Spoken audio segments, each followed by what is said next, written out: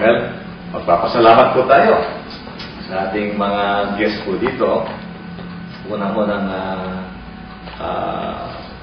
ano po kay Roland kung parting words pa.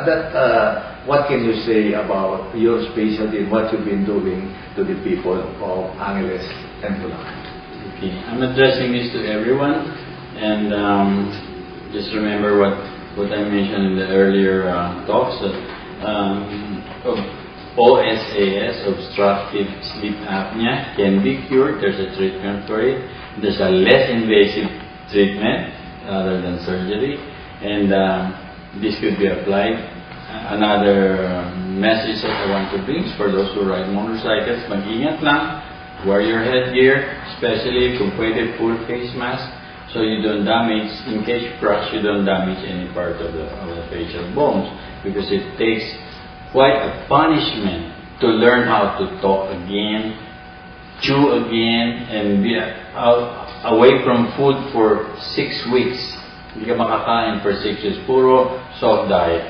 So, ingat lang everybody, and I thank you, doctor, for having me here. I appreciate very much, and I'm glad to be able to help. Thank you very much. Thank you very much, Roland. And again, welcome to Angeles City. And the people of Angeles, they will enjoy your presence. Now, let us now hear from my good friend here, Louie, about his parting words.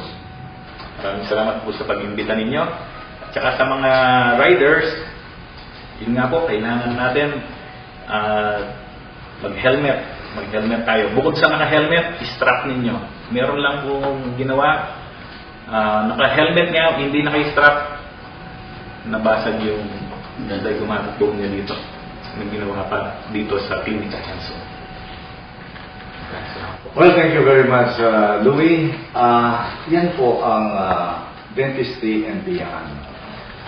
Napakarami po natin natutuwan sa mga panahon po natin. At kay Dr. Colinta naman, yung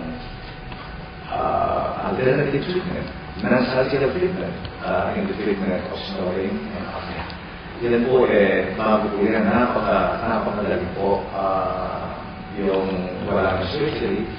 And nagpapasalamat ako kay Dr. Colinta na nandito po siya sa Angeles City. Kaya po, kay Louie, presidente po natin sa Angeles Dental Society, napakarami po nila din ginagawa para naman matulungan po ang mga kapalin po natin.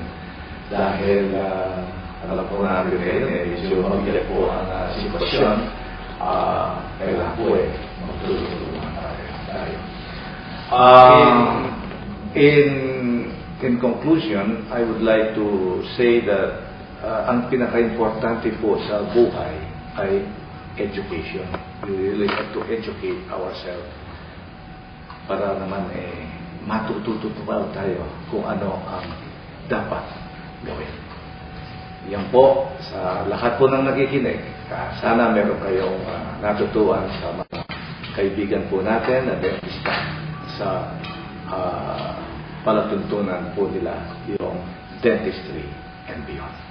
With that, thank you for being a part of What's Up Doc and Godspeed.